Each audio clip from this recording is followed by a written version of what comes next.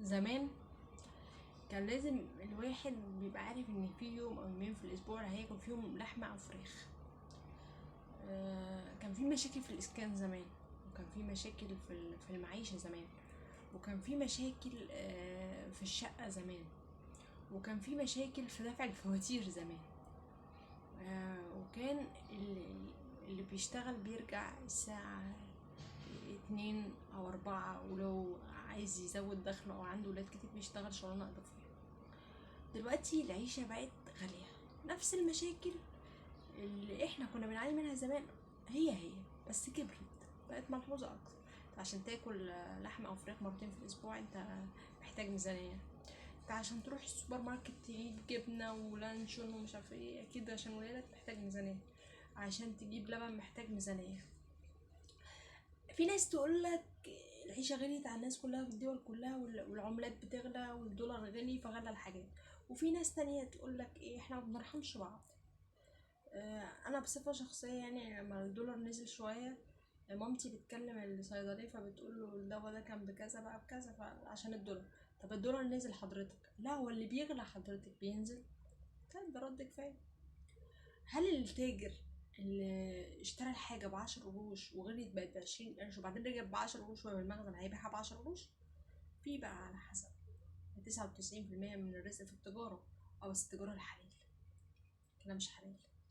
طيب، هل انت لما تركز في شغلك وحياتك وان انا اصرف على عيالي ولازم اوديهم احسن مدرسة ولازم دروس وابني كده كده هيشتغل في الاجازة او انا ملزم ان انا اصرف عليه لان انا اتجوزت وخلفت، وانسى اهلي وانسى صلة الرحم وانسى اربي ولادي وانسى اعلمهم الاخلاق؟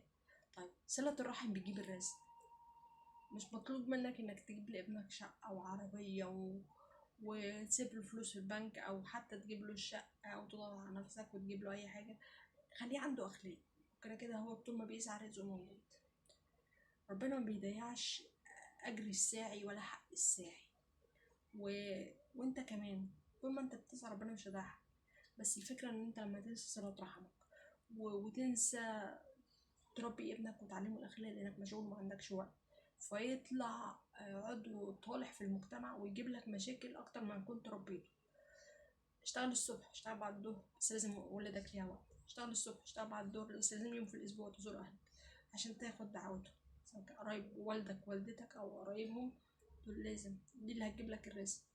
وكده كده انت ملزم انك تشتغل، بس الفرق انك تشتغل وانت تدي نفسك فرصة تاخد فيها نفسك، وتشتغل زي المكنة.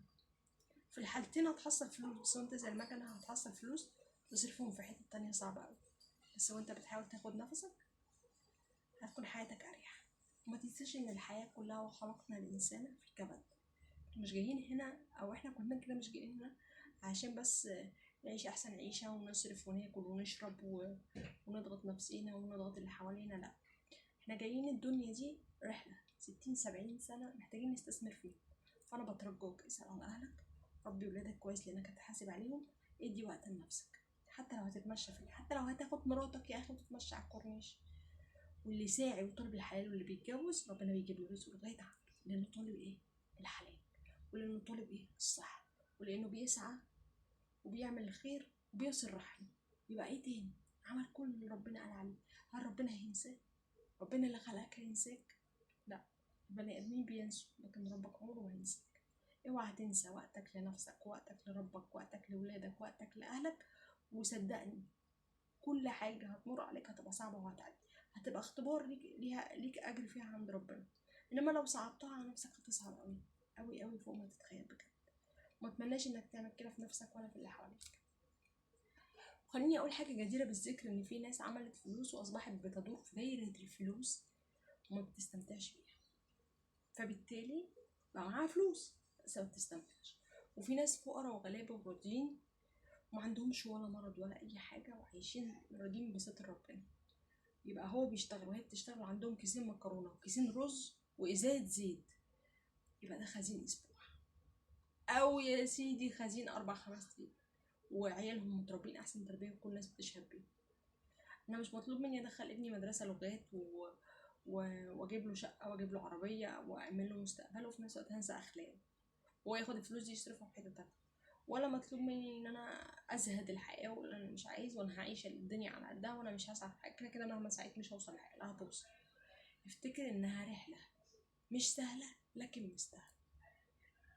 مهم انك تفكر في المستقبل، لكن الاهم انك ما تنساش اللحظه دي.